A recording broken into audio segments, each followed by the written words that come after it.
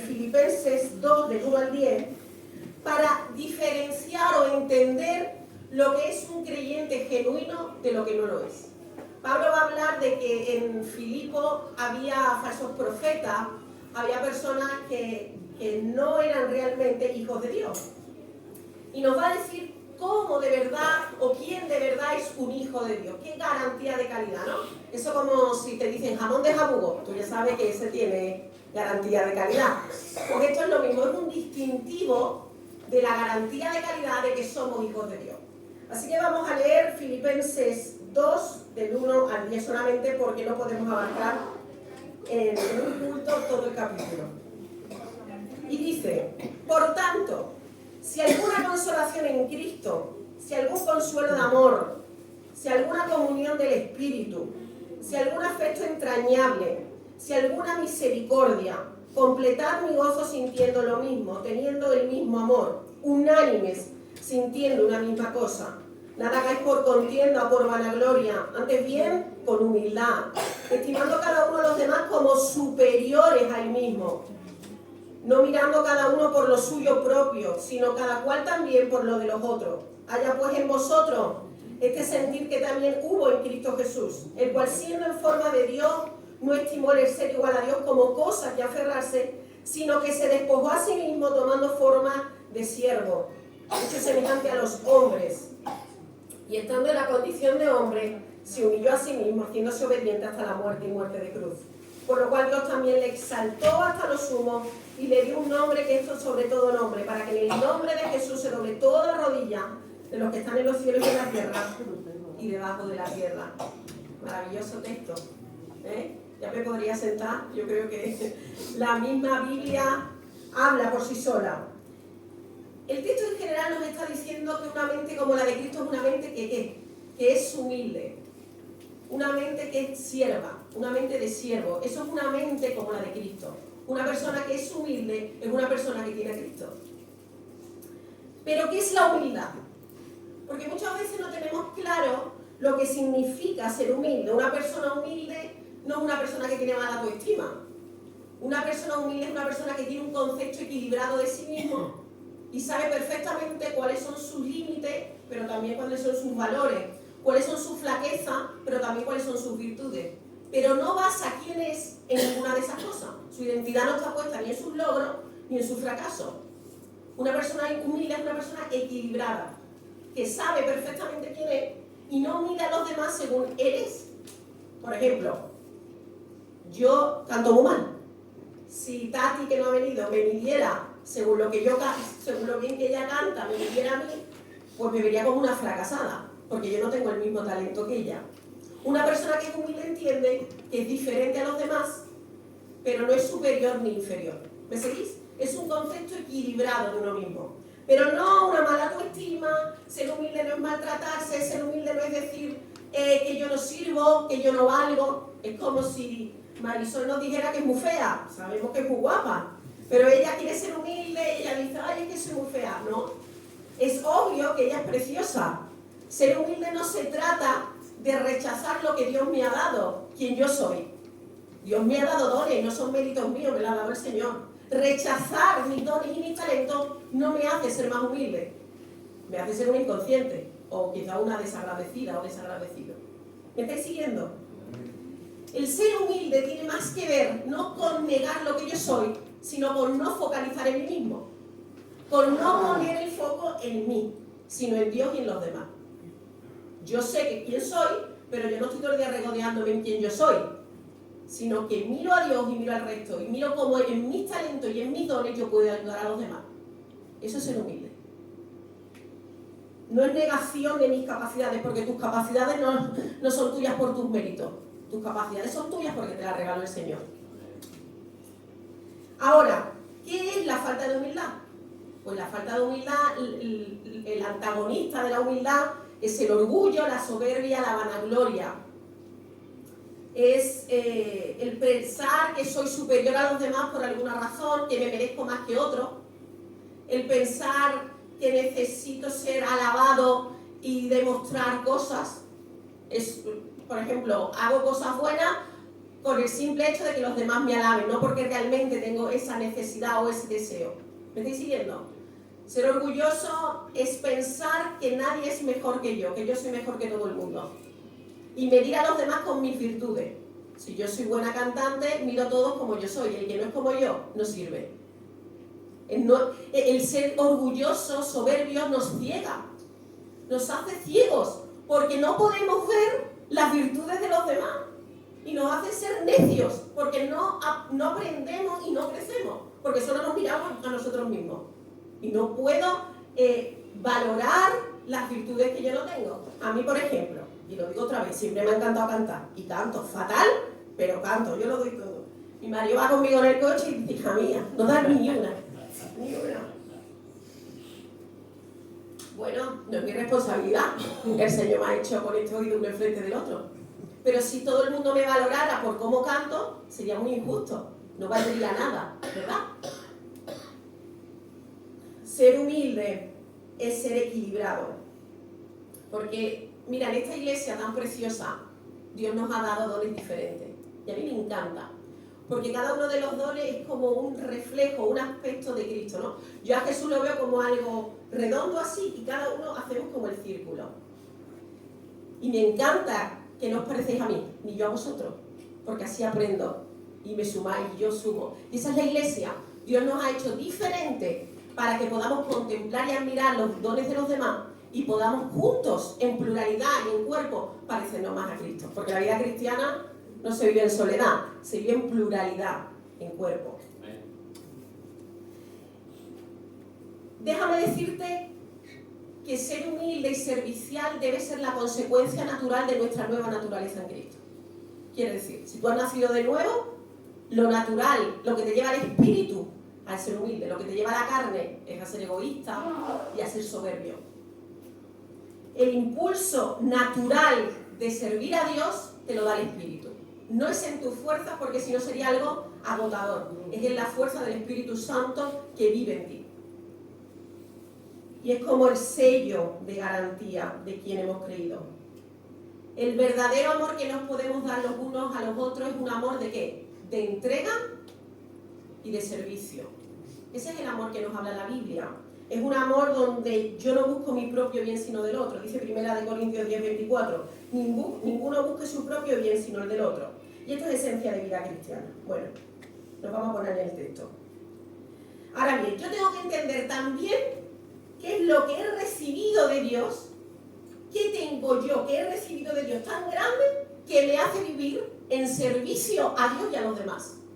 Y dice el capítulo 2, versículo 1 de Filipenses: por tanto, si alguna consolación en Cristo, si algún consuelo de amor, si alguna comunión del Espíritu, si algún afecto entrañable, si alguna misericordia.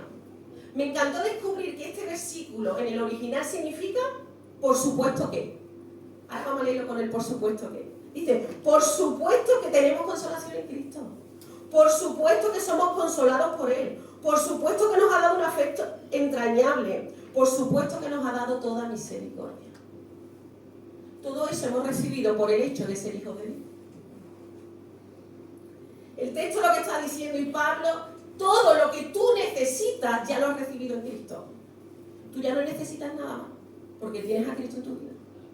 A veces no somos conscientes de que tenemos 2 millones de euros en el banco y vivimos como si tuviéramos 10 euros en la cartera. Somos millonarios y no somos conscientes. A mí me pasa. Me lo tengo que recordar de vez en cuando, que soy millonaria y vivo como una pobre. Pero somos millonarios. De Cristo hemos recibido todo lo que el ser humano necesita. Tú ya lo tienes todo. Nada me falta porque tengo a Cristo. Y Pablo nos está hablando de los beneficios que encontramos. El momento más feliz y más maravilloso de un ser humano no es cuando tiene mucho dinero en el banco, ni cuando se casa, ni cuando tiene el coche de su sueño. Es cuando entiende que ha encontrado a Cristo y ha ganado todo. Y muchas veces los creyentes vivimos en una miseria espiritual porque no somos conscientes de quién es Cristo. Y a mí me pasa mucho.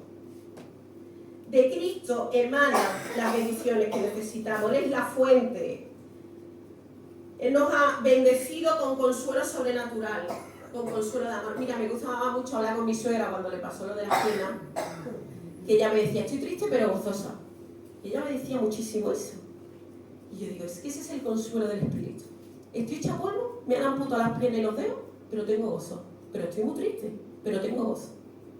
¿Y eso cómo se explica? Eso el mundo no lo entiende. Porque el mundo no ha recibido a Cristo, le ha dado la espalda a Dios. Y no puede entender que nosotros podemos estar atribulados pero no destruidos. Podemos estar tristes pero gozosos. Podemos estar depresivos pero alegres. ¿Eso cómo es? Eso es el Señor. Que el Espíritu nos lleva a eso. Y eso es lo que nos está diciendo Pablo. Este mundo es aflicción, pero en Cristo ya lo tenéis todo. Ya tenéis la victoria. Y Él ya tiene preparadas bendiciones que nos darán al transcurso de nuestra vida. Cuando recibimos a Cristo, déjame decirte algo que descubrí hace poco. No es que descubrí, que me di cuenta. Cuando yo recibí a Cristo, empecé a vivir en el transcurso de las bendiciones que yo ya tenía preparadas para mi vida de antemano.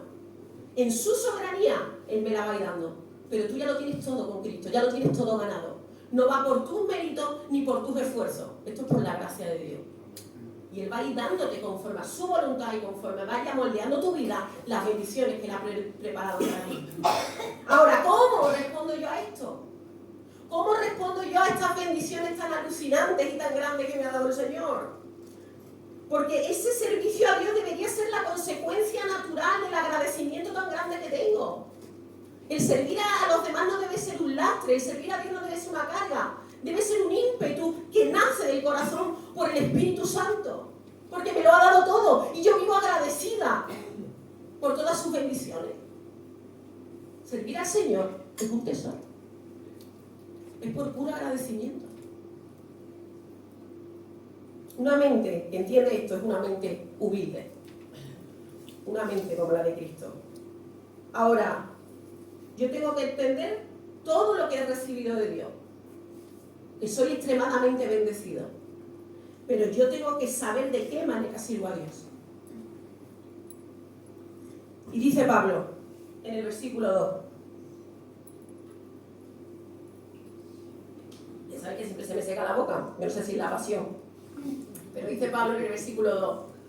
Completad mi gozo sintiendo lo mismo, teniendo el mismo amor, unánime sintiendo una misma cosa. Y para mí este versículo es extremadamente interesante, dada la diversidad que hay en la Iglesia Universal. Hay un montón de denominaciones, hay un montón de ideas. Y tener el mismo amor, ser unánime y sentir una misma cosa no está hablando de uniformidad de pensamiento. No. Está hablando que como creyentes tenemos que tener la misma actitud mental. Aquí estamos reunidos gente de muchas denominaciones donde nos convertimos. Yo crecí en las Asambleas de Dios hasta los 20... ¿Hasta qué edad? 24. Estuve en las Asambleas de Dios y me casé con uno de Asamblea de Hermanos, de los del Velo. Y aquí hay bautistas, están los reformados como mi Mari Carmen, y aquí somos de muchos lados. Y no importa, podemos convivir, pero con la misma actitud mental. Con la misma actitud mental. No es que pensemos en doctrinas no fundamentales igual, no es eso. Pero sí que tengamos la misma prioridad, y esa debe ser Cristo. Su obra y su misión, que lo vimos en el capítulo 1. En la vida práctica tiene que ser lo mismo. Tenemos que vivir de la misma manera. No en ideas, en vida. Y podemos entonces andar de la mano, porque vivimos de la misma forma. ¿Me seguís? Unidad de propósito, misma orientación, misma disposición. Remamos juntos en una misma dirección. Tenemos que saber quién es la meta. Que la meta se llama Cristo. Esa debe ser nuestra meta. Ahora bien, cuando nosotros estamos enfocados y priorizamos en Cristo, en unidad con el resto de hermanos de la iglesia, pasan tres cosas. Uno, calidad en el amor. Hay amor del bueno, de verdad, sufrido, entregado. Segundo, manifestación de amor. Se hace visible el amor entre nosotros. Cuando el centro es Cristo, hay calidad y manifestación. Se hace visible, se fomenta la comunidad, se vive juntos, aun con nuestros roces, pero se vive en unidad. Y tercero, consuelo de amor entre nosotros. Esto es lo que da la prioridad en Cristo. Caridad, manifestación y consuelo de amor entre nosotros. Misericordia y gracia entre los hermanos. El problema es que a veces amamos de forma distorsionada. Amamos a los demás de una forma que Dios no nos manda amar, con distorsión. Y yo pensaba, Señor, entonces ¿cómo hay que amar? Pues como Cristo. 100% amor, 0% expectativa. 100% entrega sin pensar que vas a recibir. ¿Eso cómo va a ser? Porque es un amor loco. La locura del amor de Cristo. Nosotros hemos sido llamados a amar como Cristo, entregándonos al 100%, pero sin expectativa. Porque el amor no es negocio, ¿eh? El amor entre los creyentes no es un negocio ni un trueque. No, el amor es gracia. Es dar aunque no te lo merezcas. Ese es el amor que tuvo Cristo con nosotros, que nos dio lo que no merecíamos. Es pensar por los otros antes que por ti. Es pensar que tus derechos no son lo primero, tus derechos son secundarios. Esto solucionaría muchos matrimonios. Mis derechos no están por encima de los demás, y en la iglesia tampoco. Mis derechos no están por encima de los tuyos, mis derechos están por debajo. Es pensar y ver la necesidad del otro como superior a la mía. Ese es el amor del Evangelio. Ese es el amor que enamora. Ese es el amor de Cristo. En la vida terrenal, uno nace, vive y muere. Pero en la vida espiritual, uno muere primero para poder nacer y tener vida abundante.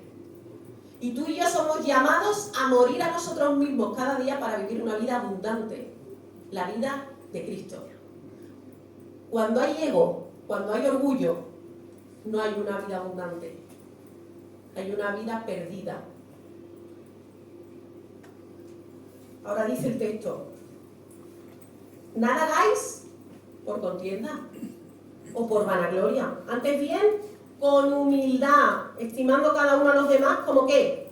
Como superiores al mismo, no mirando cada uno por lo suyo propio, sino cada cual también por lo de otro. ¿Cuáles son mis motivaciones en el servicio a Dios? Porque tengo que entender que yo no sirvo al Señor para ser mejor que el de al lado, o más bendecida, ¿no? O para que Dios me ame más.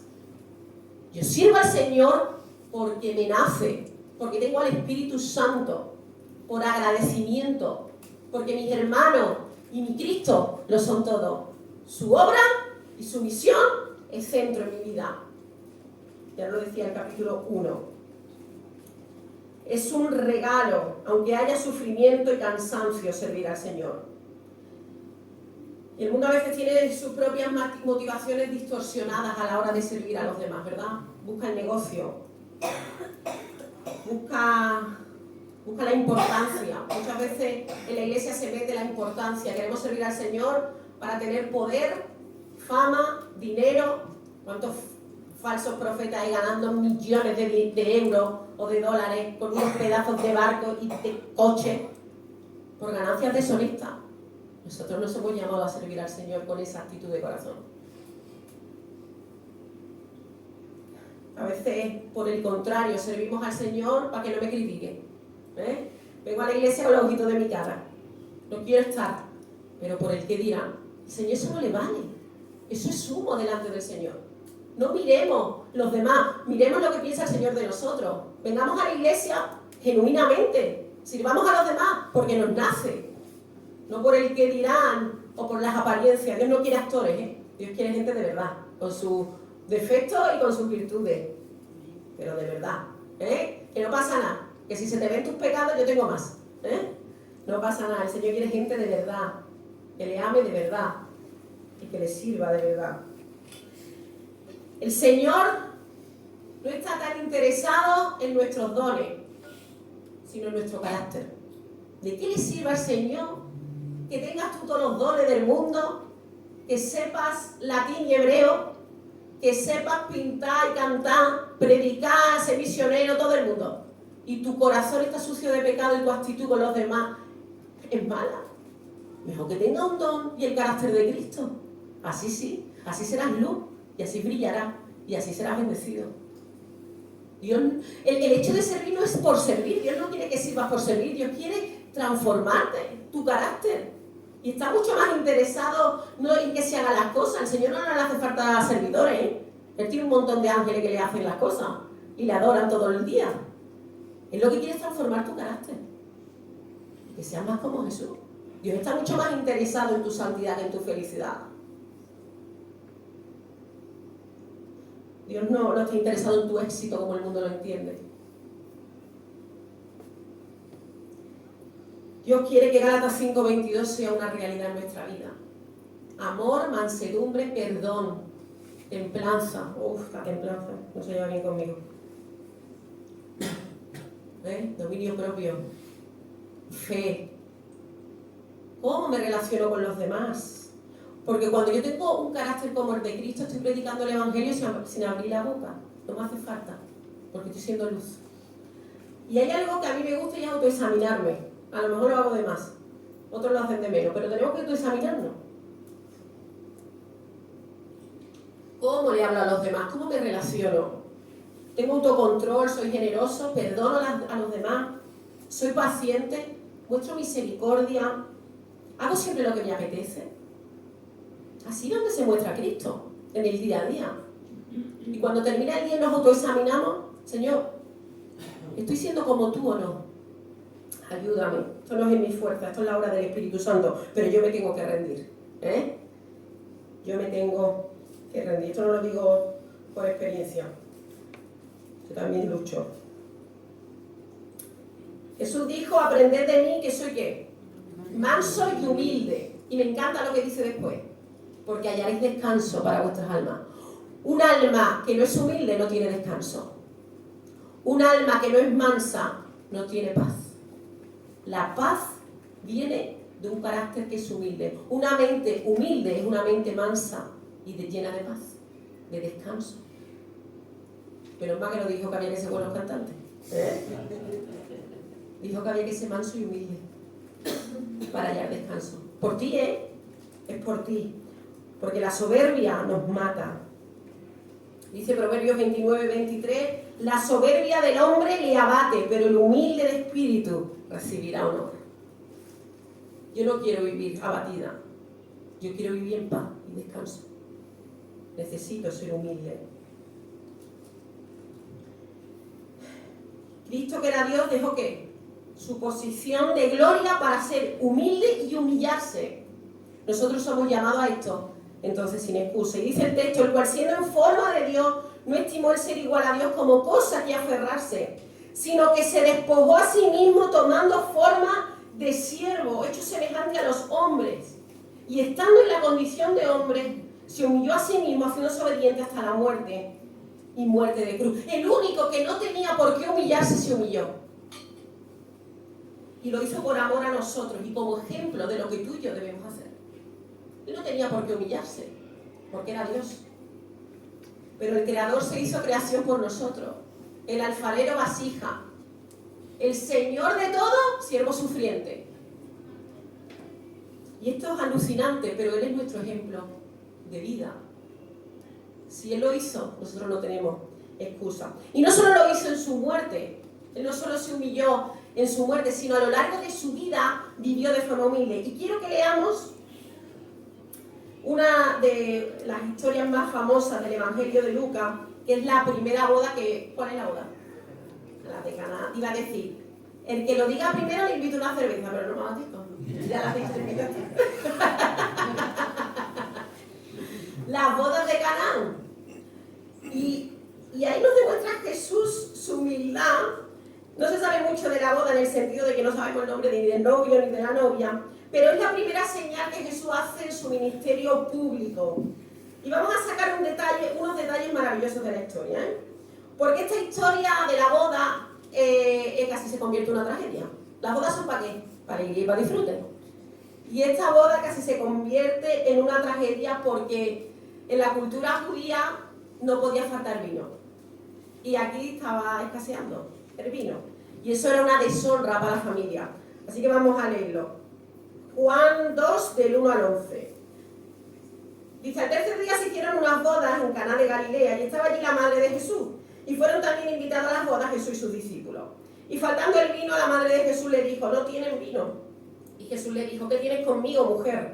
Aún no ha venido mi hora. Y su madre dijo a los que servían, haced todo lo que os dijere. Y estaban allí 6 tinajas de piedra para agua, conforme al rito de la purificación de los judíos, en cada una de las cuales cabían 2 o 3 cántaros. Y entonces Jesús les dijo, llenad estas tinajas de agua, y las llenaron hasta arriba. Entonces les dijo, sacad ahora y llevadlo al maestresala. Y se lo llevaron. Y cuando el maestresala probó el agua hecha vino, sin saber él de dónde era, aunque lo sabían los sirvientes que habían sacado el agua, llamó al esposo y le dijo, todo hombre sirve primero el buen vino, y cuando ya han bebido mucho, entonces el inferior. Mas tú has reservado el buen vino hasta ahora. Este principio de señales hizo Jesús en Caná de Galilea y manifestó su gloria, y sus discípulos creyeron en él. ¿Qué sabemos de esta historia? Lo que sabemos es que Jesús estaba invitado a una boda con María y sus discípulos. La boda los novios tenían que ser alguien cercano a la María, porque ella está muy nerviosa y está muy metida en la historia. Y yo creo que era alguien cercano, y ella le dice, mira Jesús, tienes que hacer algo. ¿Era responsabilidad de María lo que estaba pasando? No. ¿Era responsabilidad de Jesús arreglar el asunto? No. ¿De quién era la responsabilidad de que esto no pasara? Del novio, el cabeza de familia futuro, que tenía que haber gastado más dinerito en vino, y no tanto en el viaje de novio. Pero María se lo toma en serio y habla con Jesús.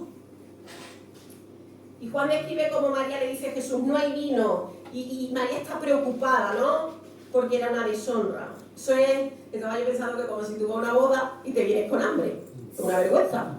Nadie se va a acordar de lo guapa que va la novia. Todo el mundo va a hablar de esa boda como la que nos vinimos con hambre. Yo me acuerdo que fue una boda de canapé, eso no había canapé, y me vine con hambre, la verdad, todavía me acuerdo, ya hace de eso 15 años, o sea que imaginaros, era una deshonra. Y María acude a Jesús a decirle, mira, haz algo porque esto, y yo me imagino, esto es mi teología propia, yo me imagino que María pensaba que Jesús iba a dar una charla motivacional, diciendo a la gente que se calmara, que lo importante de la boda son los novios, que salen casados.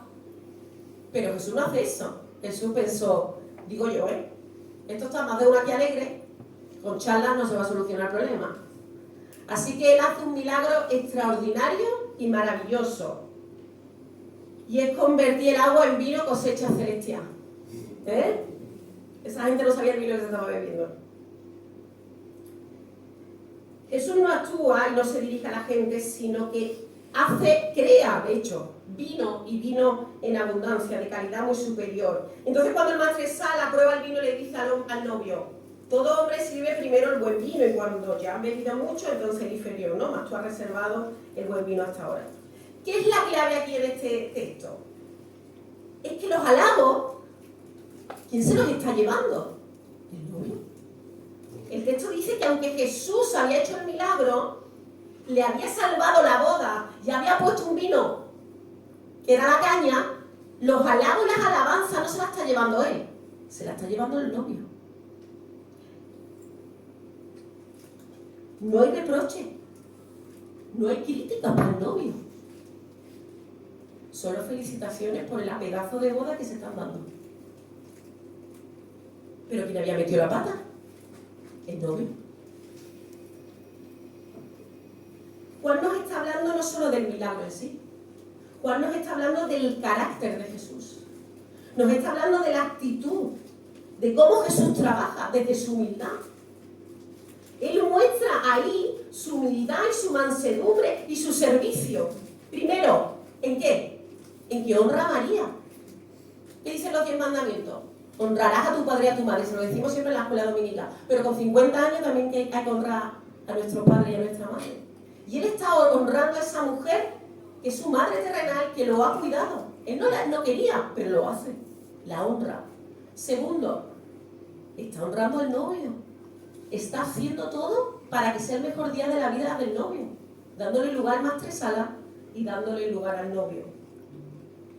¿Jesús podía haberse llevado la gloria? Claro. Podría haber hecho el milagro de forma pública y se hubiese llevado la gloria a todo el mundo. Podría haber dicho, mira que el milagro lo he hecho yo, o podría haber llevado a sus discípulos, a los sirvientes, a que le dijera a la gente, decirle que yo he hecho el milagro. Pero él se calla, porque él quiere que la gloria se la lleve el novio y que sea el mejor día de su vida. Jesús no toma el lugar protagonista. A mí me encanta el carácter de Jesús a mí. Y yo creo que a los discípulos también, porque después de esto dice que se entregaron a Él, porque ellos no solo vieron el milagro, sino el carácter que llevaba ese milagro. No son tus dones solamente, sino el carácter que va detrás de los dones, la actitud. No son las cosas que hago, sino cómo las hago, si las hago con la mente de Cristo o no. Y esa es la conducta que tú y yo necesitamos, como la de Jesús, para hallar descanso en nuestra alma. Yo tengo que entender por qué sirvo a Dios. Porque lo he recibido todo, nada me falta. Yo debo de servir al Señor con las motivaciones y la actitud correcta, mostrando el carácter de Cristo. No te centres tanto en lo que sabes hacer bien o mal. Mejor en que Cristo haga la obra en ti y te parezcas más a Él. Eso es lo importante. Y tercero, y ahora vamos a leer otra vez Filipenses, que Jesús es el único merecedor de la gloria. ¿Por qué? Porque había en Filipo, y volvemos a Filipenses, personas que estaban sirviendo con motivaciones incorrectas. Eran falsos profetas, no tenían una mente humilde, querían quedarse con un trozo de la tarta, de la gloria. A veces nos pasa, servimos al Señor, sí, pero también nos gusta saborear un poquito del dulce. Y el Señor no comparte su gloria. La gloria es suya. Por eso dice en el versículo 9, por lo cual Dios también le exaltó hasta lo sumo y le dio un nombre que es sobre todo nombre, para que en el nombre de Jesús se doble toda rodilla de los que están en los cielos y en la tierra, y debajo de la tierra, y toda lengua confiese que Jesucristo es el Señor, para la gloria de Dios Padre. Él tuvo sed la cruz para que tú fueras saciado. Él fue herido, como yo, para que yo y tú fuéramos sanados. Y Él cargó con la maldición de nuestro pecado para que fuéramos santos. Él se merece la gloria. El único ser humano que podría haberse aferrado a ser igual a Dios era Jesús, porque era Dios hecho hombre. Y Él renuncia de forma voluntaria a su posición de gloria para rescatar al ser humano que de forma necia le había dado la espalda. Y Dios mismo viene encarnado en hombre a salvarnos. Él es el único que se merece la gloria. El mundo nos tienta con gloria, con poder, con reconocimiento, con prestigio. Que hablen de mí aunque sea mal, pero que hablen. Y Dios nos dice, eso no es el Evangelio. El Evangelio no se trata de que brillemos, el Evangelio se trata de que Cristo brille en nosotros. ¿Tenemos que ser como Cristo? Sí, pero no busca su recompensa. La gloria es solo para Él. Nosotros solo tenemos que buscar tener su carácter, pero no su gloria. ¿Sabéis por qué? Porque nuestra recompensa es Cristo, ya lo tenemos. ¿Por qué no tengo que buscar la recompensa de Cristo, que fue la gloria que le dio el Padre? Porque Cristo mismo es nuestra recompensa y ya nos ha sido dada. No necesitamos otra recompensa. Nuestra identidad es Jesús. Él es el todo en todo, en nuestra vida. Él es el único rey. Hay un versículo que me encanta, que me lo tengo que poner en un cuadro en mi casa, porque es que estoy frita con este versículo. Me tiene enamorada. Y es Colosenses 1, del 16 al 17, que dice, porque en Él fueron creadas todas las cosas, las que hay en los cielos y en las que hay en la tierra, visibles, invisibles, sean tronos, sean dominios, sean principados, sean potestades. Todo fue creado por medio de Él y para Él. Y Él es antes de todas las cosas, y todas las cosas en Él subsisten. Si tú fuiste creado, es para su gloria. Tú fuiste creado para que Cristo brille. Y no hay otro propósito para tu vida. Amén. Amén. Que Dios bendiga.